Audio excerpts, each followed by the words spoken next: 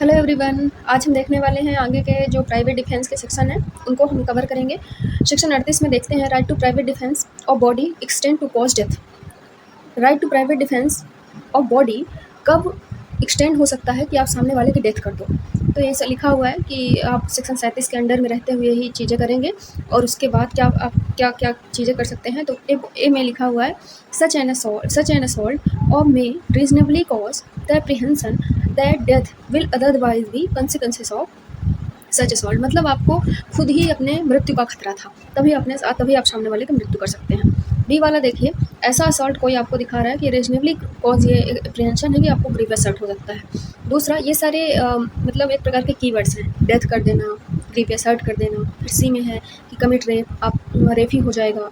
सी जो डी में है तो अननेचुरल लस्ट करने की संभावना है। फिर ई में है किडनैपिंग या अबडक्शन हो सकता है। एफ में है कि रॉन्गफुली कन्फाइन कर लिया गया है आपको। और रीजनेबली अप्रीहेंशन है कि आप देखिए रॉन्गफुली कन्फाइन बस कर लिया गया है, तो इसमें एक कंडीशन है कि रॉन्गफुली आप कन्फाइन है, लेकिन आपको ये रीजनेबली अप्रीहेंशन होना चाहिए कि कोई पब्लिक सर्वेंट आपकी रक्षा के लिए नहीं आ सकता। फॉर एग्जाम्पल कि आपको कन्फाइन कर करके एक ऐसे जंगल में ले जाकर छोड़ दिया गया है जहाँ दूर दूर तक पशु पक्षी भी नहीं आते, तो वहाँ इंसान आने की कोई संभावना ही नहीं है, तब आप राइट टू प्राइवेट डिफेंस अपना अप्लाई कर सकते हैं। लेकिन अगर आपको किडनैप किया गया है और सामने से ही पुलिस स्टेशन है, पुलिस वाले दिख रहे हैं, तो आप आवाज़ लगा के कुछ भी करके उनका हेल्प पा सकते हैं किसी न किसी प्रकार से, ठीक है। तो अब क्या है कि आप right to private defence apply नहीं करोगे, इसकी एक कंडीशन। जी में है कि अगर कोई आपको व्यक्ति थ्रो कर रहा है, एडमिनिस्टर कर रहा है एसिड या अटेम्प्ट कर रहा है एसिड, तो एसिड डालने का, एसिड अटैक करने का, जिससे आपको ग्रीवियस हर्ट हो जाएगा, तो क्या है कि आप उसके लिए सामने वाले की डेथ भी कॉज कर सकते हैं right to private defence apply करने में, ठीक है।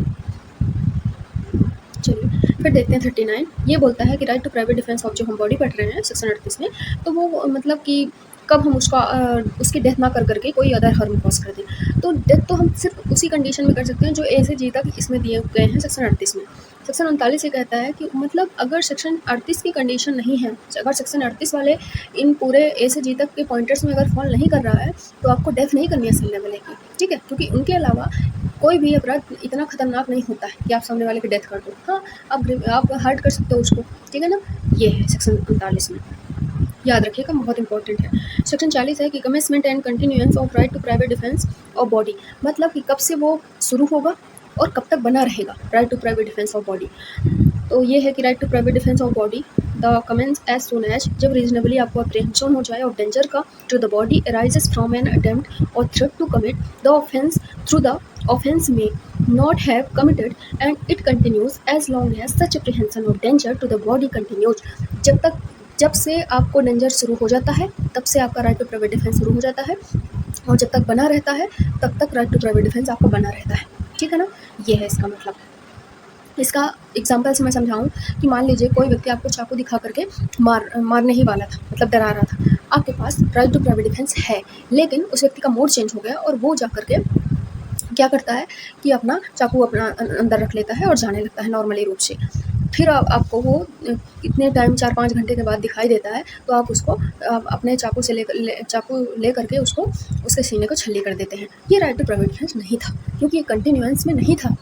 उतनी समय जब उसने एकदम लगा ही रखा था कि वो आपको मार ही देगा, तब वो कंटिन्यू था, तब आप right to private defence apply कर सकते थे, लेकिन उसके बाद नहीं, क्योंकि आपको डेंजर नहीं था उस समय, ठीक है ना। ये इसीलिए सेक्शन बहुत इंपॉर्टेंट है। चलिए सेक्शन 41 देखते हैं कि the right of private defence of property extend to cause death. याद रखिएगा कि वही चीज़ें हैं कि जब मतलब कब हम डेथ कर सकते हैं right to private defence of property में, तो सेक्शन 37 के अंडर ही रहेंगे। फिर रॉबरी है, ये सारी चीज़ें बहुत याद रखिएगा, हमेशा एग्जाम में पूछता है। रॉबरी अगर हो रही हो तब आप right to private defence apply कर सकते हैं, सामने वाले की डेथ भी कर सकते हैं।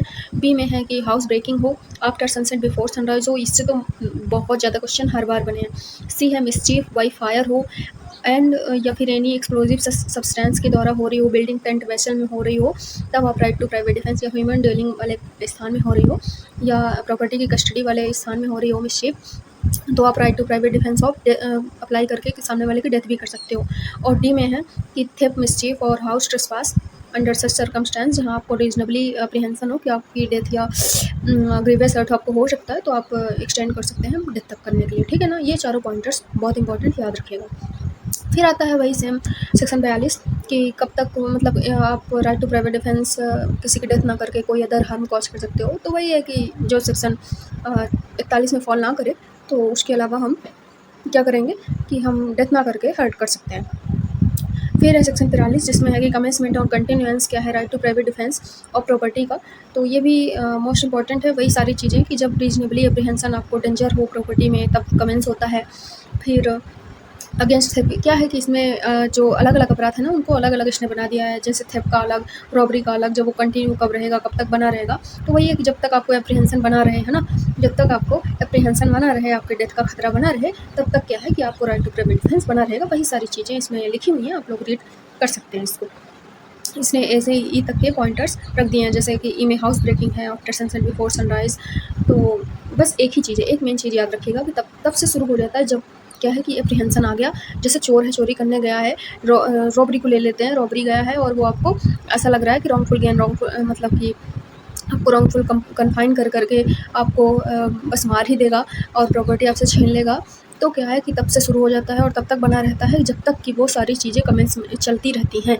अगर वो चीज़ें बंद हो जाती हैं तो उसके बाद आपको राइट टू प्राइवेट डिफेंस नहीं है। इसका मैं एग्जांपल से समझा सकती हूँ। मान लीजिए कोई व्यक्ति आपको आपसे छीन करके आपका चैन ले गया, तब जब वो छीन रहा था तब आपके पास राइट टू प्राइवेट डिफेंस था, लेकिन वो छीन करके आपकी प्रॉपर्टी ले जाता है। उसके बाद आप 4-5 दिन बाद उसको अपनी जो चैन है तो उसको पहने हुए देखते हैं, तो आपको बहुत गुस्सा आती है कि इसने मेरे चैन क्यों छीन ली थी।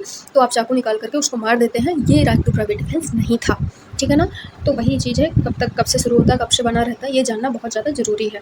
फिर सेक्शन 44 देखिए, बहुत इंपॉर्टेंट है ये भी कि right to private defence against deadly assault when there is risk of harm innocent person. यहाँ ऐसा व्यक्ति है जिसने बेचारे ने कुछ नहीं किया है, लेकिन वो कहते हैं ना कि गुड़ गुड़ के साथ चना भी पीसा जाता है, ऐसा कुछ है। तो वही चीज़ है इन व्यक्तियों के साथ कि ऐसा कोई हार्म है जिससे कि अगर आप नहीं करोगे तो आपको रिस्क हो सकता है, आपकी डेथ हो सकती है। इसलिए आपने क्या किया कि उस भीड़ में, आक्रामक भीड़ में आपने हमला किया और उसमें कुछ इनोसेंट पर्सन को भी हानि हो गई। इसको हम सब इस सेक्शन को सबसे अच्छा समझा जा सकता है इसके इलस्ट्रेशन से। इलस्ट्रेशन में है कि एक मॉब है जो एक व्यक्ति को मारने के लिए भूखी है और उसमें कई बच्चे भी हैं, कई बच्चे हैं, छोटे बुजुर्ग लोग हैं। तो क्या है कि वो व्यक्ति कुछ ही लोग हैं मॉब के जो भड़के हुए हैं, उसको मारना चाहते हैं। लेकिन ये जो छोटे छोटे बच्चे हैं, बुजुर्ग हैं, उनको वो नहीं मारना चाहता है। लेकिन क्या करे, उसको साथ साथ में सबके उन पे फायर करना पड़ा, जिससे उनकी डेथ हो जाती है। तो वो राइट टू प्राइवेट डिफेंस में ही आएगा, क्योंकि वो अपनी जान बचाने के लिए ही इनोसेंट पर्सन को हार्म कॉज कर देता है। तो ये राइट टू प्राइवेट डिफेंस में आएगा। तो आई होप कि ये सारे सेक्शन आप लोगों को अच्छे से क्लियर हो गए होंगे। अगर कोई भी डाउट आपको किसी भी सेक्शन में हो तो आप लोग बता सकते हैं, मैं उसको अच्छे से क्लियर कर दूँगी और भी, ठीक है ना। और भी कोई सुधार की आवश्यकता हो तो आप लोग ज़रूर बताइएगा। So thank you so much everyone.